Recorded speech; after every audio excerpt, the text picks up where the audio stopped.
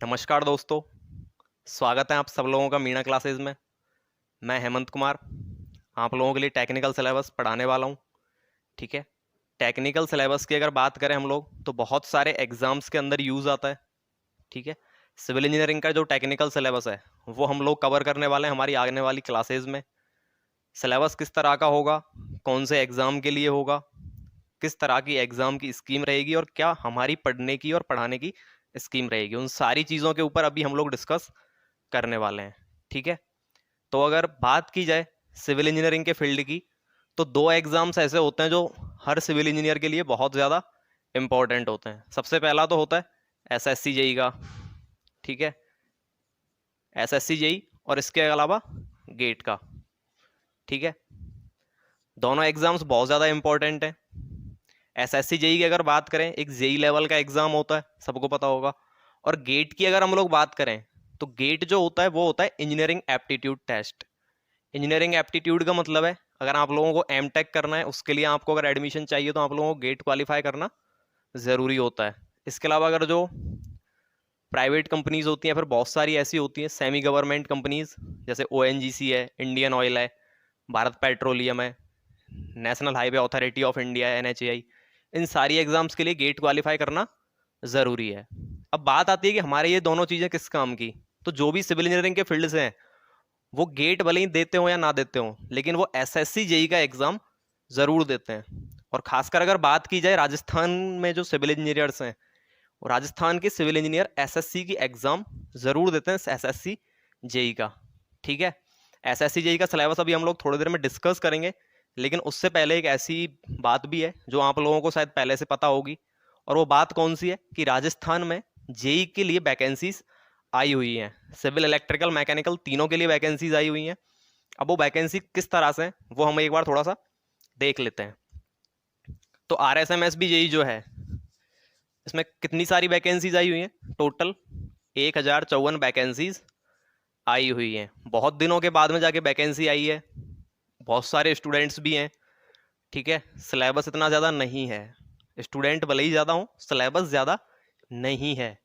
अगर डिपार्टमेंट की बात करें कि इन 1054 में कौन कौन से डिपार्टमेंट हमारे कवर अप होते हैं, तो 1054 में से पीडब्ल्यूडी डिपार्टमेंट है जो कि काफ़ी अच्छा डिपार्टमेंट माना जाता है राजस्थान का, पब्लिक वर्क्स डिपार्टमेंट।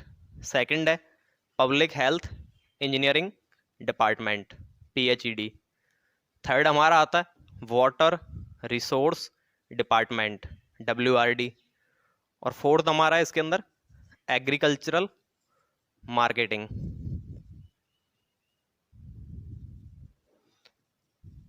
ठीक है। इन चार डिपार्टमेंट्स के अंदर वैकेंसी है। सबसे ज़्यादा कौन से वाले में? पीएचईडी और पीडब्ल्यूडी डिपार्टमेंट में सबसे ज़्यादा वैकेंसीज हैं जेई के लिए। और सबसे इंपॉर्टेंट बात कि डिग्री और डिप्लोमा दोनों के लिए सेपरेट वैकेंसीज हैं। जिन लोगों के पास बीटेक की डिग्री है उनके लिए अलग वैकेंसी है, और जिन लोगों के पास में पॉलिटेक्निक डिप्लोमा है उनके लिए अलग से वैकेंसी है। और दोनों के लिए लगभग इक्वल वैकेंसीज हैं, बराबर वैकेंसी है दोनों के लिए। ठीक है। अब बात करें अगर इस एग्ज़ाम के सिलेबस के बारे में, तो सिलेबस और जो स्कीम है एग्ज़ाम का वो कुछ इस तरह का है कि एग्ज़ाम के अंदर टोटल क्वेश्चन कितने आने वाले हैं?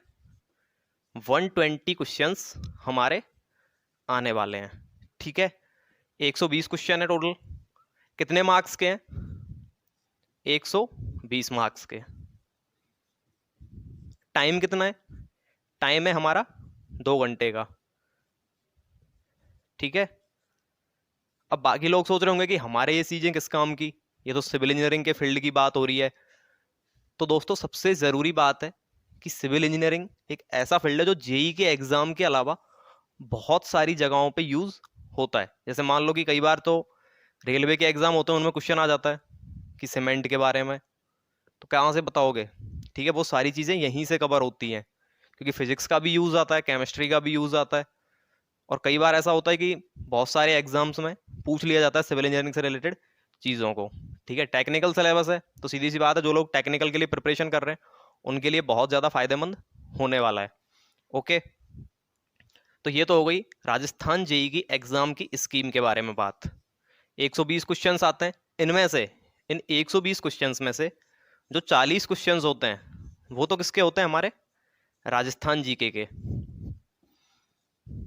ओके, और जो बाकी के 40 क्वेश्चंस होते हैं, सॉरी ये बाकी के जो 80 क्वेश्चंस होते हैं हमारे, वो होते हैं किसके? सिविल इंजीनियरिंग के, या फिर जो टेक्निकल सिलेबस है आप लोगों का इलेक्ट्रिकल का या फिर मैकेनिकल का, उस चीज़ के बाकी के 80 क्वेश्चंस होते हैं। ठीक है, अब थोड़ा और डिटेल में सिलेबस के बारे में बात करते हैं कि राजस्थान जीके के कौन कौन से टॉपिक कवर अप होते हैं और सिविल इंजीनियरिंग के कौन कौन से टॉपिक कवर होते हैं। अगर राजस्थान जीके की बात करी जाए तो राजस्थान जीके का ट्रेवल्स जो सिलेबस है वो इतना ज़्यादा टफ नहीं है और ज़्यादा लेंदी भी नहीं है। ठीक है, तो राजस्थान जीके में 40 मार्क्स का होता है।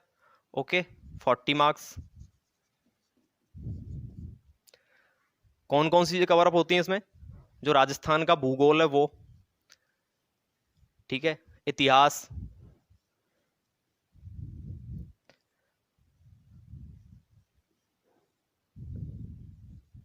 कला एवं संस्कृति। ठीक है, इसके अलावा जो यहाँ का चाल चलन है या फिर जो परंपराएं हैं, परंपराओं का मतलब है कि जो आभूषण है यहाँ के, जो मेले वगैरह हैं, ठीक है, उन सारी चीज़ों के बारे में।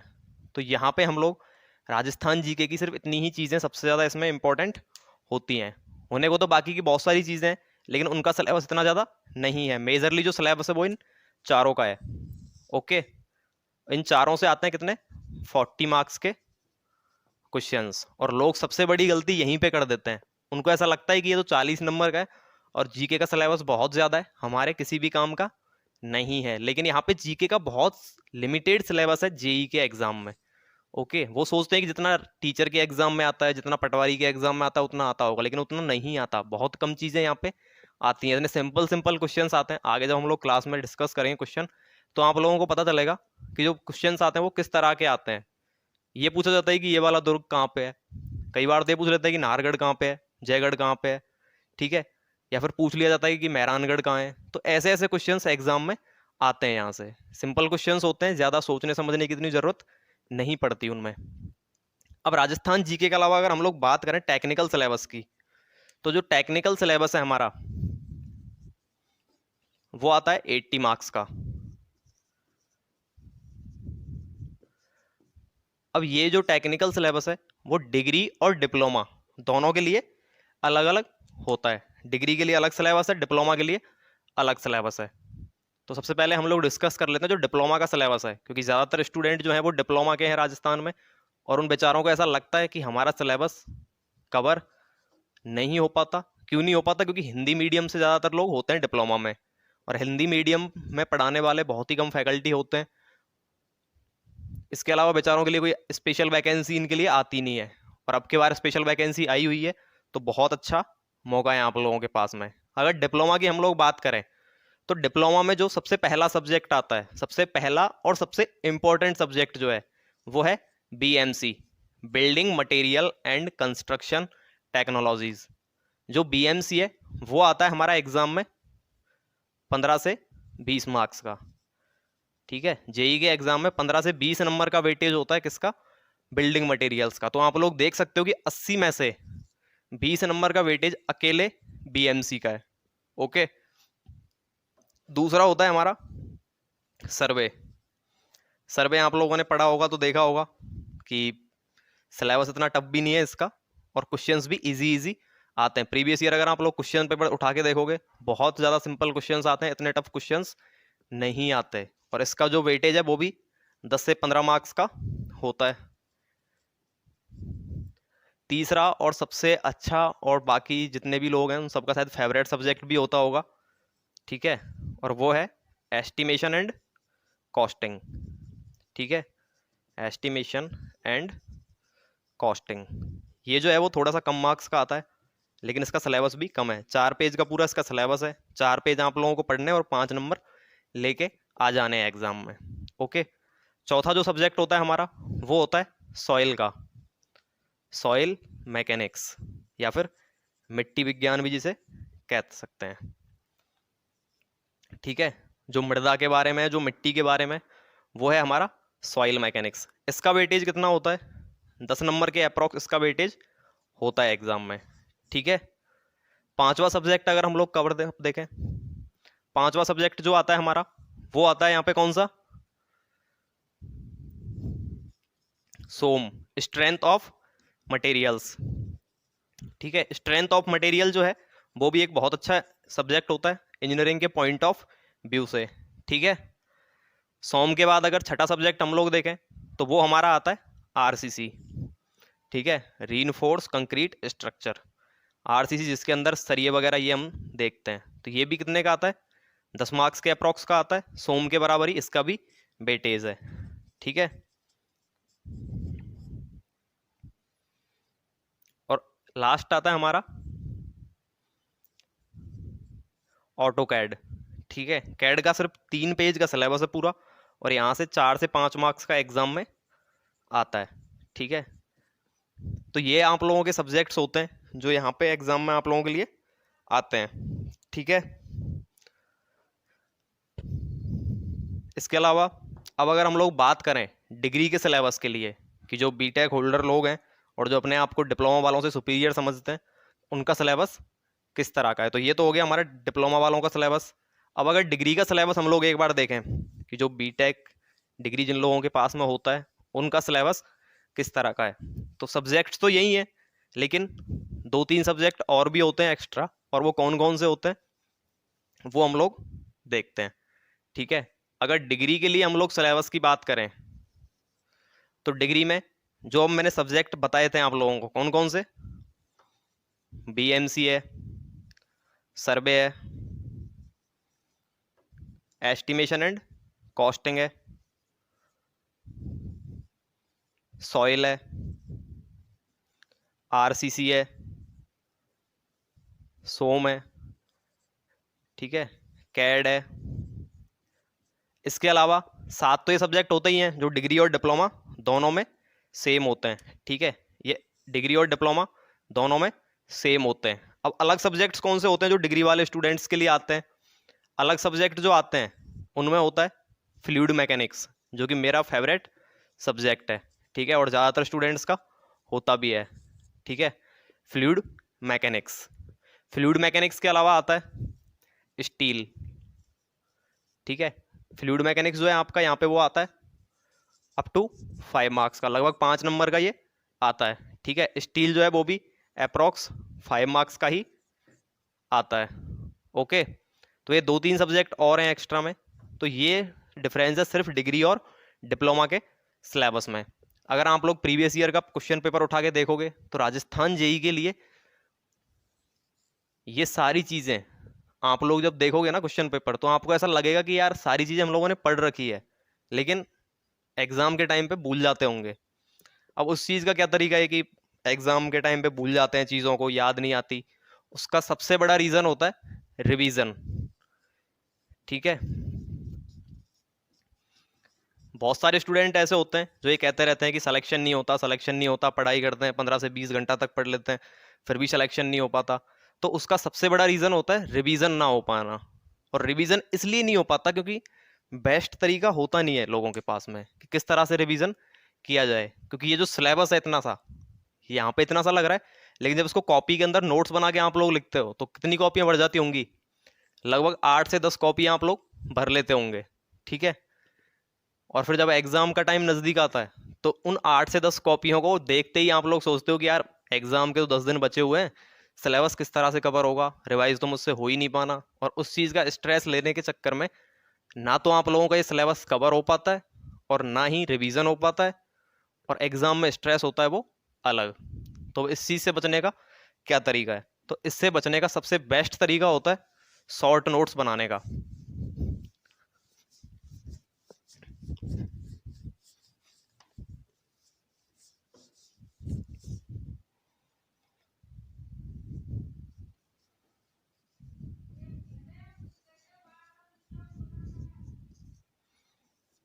अगर शॉर्ट नोट्स की हम लोग बात करें तो शॉर्ट नोट्स का मतलब है, जैसे मैं एक एग्जांपल ले लेता हूँ मैथ का भी।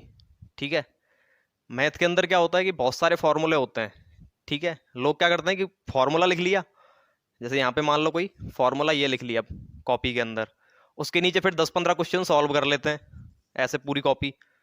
ठीक है, और उसके बाद फिर से कोई दूसरा फॉर्मूला नया आ जाता है, वो फॉर्मूला वापस से लिख लेते हैं, और फिर एग्जाम के टाइम पे उसी सेम कॉपी को उठा करके, ठीक है, और फिर वो लोग देखते हैं कि यार इतना ज़्यादा मुझे कवर करना है, ठीक है, इतनी सारी चीज़ें पढ़नी है, तो वो पढ़ नहीं पाते। लेकिन इसका बेस्ट तरीका है, ये वाला जो पार्ट है वो बीच में से गायब ही कर दो, ठीक है, फॉर्मूले के बाद सीधा फॉर्मूला। अब ये चीज़ सिविल इंजीनियरिंग में किस तरह से अप्लाई होती है, मान लो आप लोगों ने पढ़ रहा है सीमेंट, ठीक है, मैंने आप लोगों को सीमेंट के बारे में बताया, ठीक है, या फिर मैंने आप लोगों को फ्लूइड मैकेनिक्स के बारे में थोड़ा सा बताया, ठीक है, तो मैंने तो बता दिया, मैंने तो सीमेंट में जो इंग्रेडिएंट्स है, जो सीमेंट जिन चीज़ों से बनता है, उनके लिए इस पूरे बोर्ड को यहाँ पे भर रखा है। लेकिन आप लोग क्यों भर रहे हो अपनी कॉपी के अंदर, आप लोग को भरने की जरूरत ही नहीं है। उस तरह से एग्जाम में लिखो, या फिर अपनी कॉपी में इस तरह से नोट्स बनाने चाहिए जिससे कि आप लोगों को समझ में आ सके कि मैंने खुद ने लिखा क्या है यहाँ पे। मान लो कि आप लोगों ने सीमेंट है, सीमेंट, मैं नहीं कहता कि कॉपी के अंदर सीमेंट लिखो, सीमेंट की जगह यहाँ पे गधा लिख लो, लेकिन एग्जाम में ये बात याद होनी चाहिए कि जो मेरी कॉपी में गधा लिखा हुआ है उसका मतलब क्या है, वो किन चीजों से मिलकर के बना हुआ है और कैसे उसका पूरा प्रोसीजर होता है, ठीक है। जो पूरा सीमेंट है वो आप लोग सिर्फ एक गधे से याद रख सकते हो। तो ये तरीका होता है कि शॉर्ट नोट्स बनाने का। और जब एग्जाम नजदीक आता है तो आप लोग क्या करते हो, सिर्फ इस गधे के बारे में थोड़ा सा पढ़ लो, जो शॉर्ट नोट आप लोगों ने बनाए हैं, चाहे कुछ भी नाम रख लो उसका, जरूरी नहीं है गधा ही रख ले, ठीक है, कहीं गधा मत लिख लेना सीमेंट को, मैं ऐसे ही बोल देता हूँ। लेकिन सीमेंट की जगह आप कोई भी उसे नाम दे दो, या फिर सीमेंट के नाम से लिख लो, लेकिन पॉइंट वाइज बनाओ, ठीक है, नोट्स कभी बनाओ छोटे छोटे से पॉइंट बनाओ, इस तरह से यूं, ये एरो लगा लगा के बना रहता है ना बहुत सारे लोगों के पास में, सेम वैसे ही। क्योंकि जब एग्जाम का टाइम 2 से 3 हफ्ते एग्जाम के रह जाते हैं, तो आप लोगों के लिए बहुत ज़्यादा इंपॉर्टेंट होते हैं इस तरह के जो नोट्स आप बनाते हो वो, ठीक है। तो ये एग्जाम का सिलेबस था आप लोगों का, ये स्कीम है, सिलेबस भी है, और मैंने आप लोगों को तरीका भी बता दिया कि किस तरह से आपको नोट्स बनाने हैं एग्जाम के लिए। ओके, तो आप लोग बाकी चीज़ें कमेंट सेक्शन में बता सकते हो कि किस तरह से, कब से हम लोग क्लास स्टार्ट कर सकते हैं, कौन से सब्जेक्ट हम लोग पहले पढ़ें। अगर आप लोगों को राजस्थान जीके पढ़ना है तो राजस्थान जीके की भी क्लास आप लोगों के लिए हो जाएगी। Okay, thank you class.